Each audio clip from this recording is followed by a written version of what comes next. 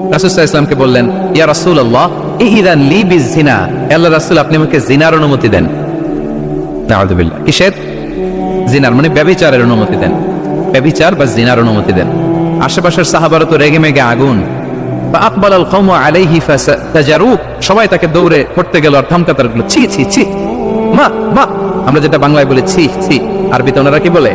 মা মা, ছি ছি, কি বলো তুমি? লজ্জা শরমের মাথাকে তুমি রাসূলুল্লাহর দরবারে এসে বলতেছে, হে আল্লাহর রাসূল আপনি জিনার অনুমতি দেন।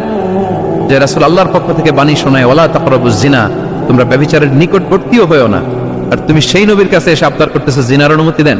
তারা যখন তেরে আসলো এই যুবকের দিকে, রাসূল সাল্লাল্লাহু আলাইহি ওয়াসাল্লাম তাদেরকে থামালেন, বললেন যে তোমরা থামো, যুবককে ডেকে আনো আমার কাছে। যুবককে নিয়ে আসা হলো। রাসূল সাল্লাল্লাহু আলাইহি ওয়াসাল্লাম তাকে পরম আদরে কাছে টেনে নিলেন। এবার তাকে জিজ্ঞেস করলেন, তুমি জিনার অনুমতি চাও না? বলে যে ইয়া রাসূলুল্লাহ, জি জিনার অনুমতি চাই। তখন রাসূল সাল্লাল্লাহু আলাইহি ওয়াসাল্লাম বললেন, তুমি আমাকে উত্তর দাও তো, তুমি বলো তো যে আতুহিব্বুহু লিউম্মিক, তুমি কি পছন্দ করবে যে কোনো পরপুরুষ তোমার মায়ের সাথে এই জিনাটা করুক?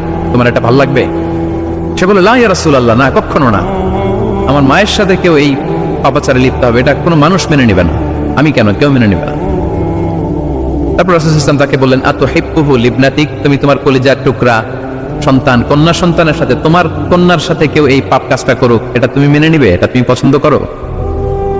সে বলল, লা ইয়া রাসূলুল্লাহ, আল্লাহর রাসূল কোশ্চিন কালাও না, কখনো মানবো না, আমার মেয়ের সাথে কেউ এই কাজ করবে আমি কখনো মানবো না।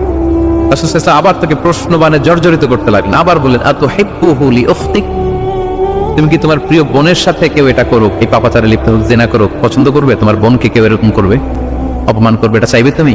বলে কখনো না।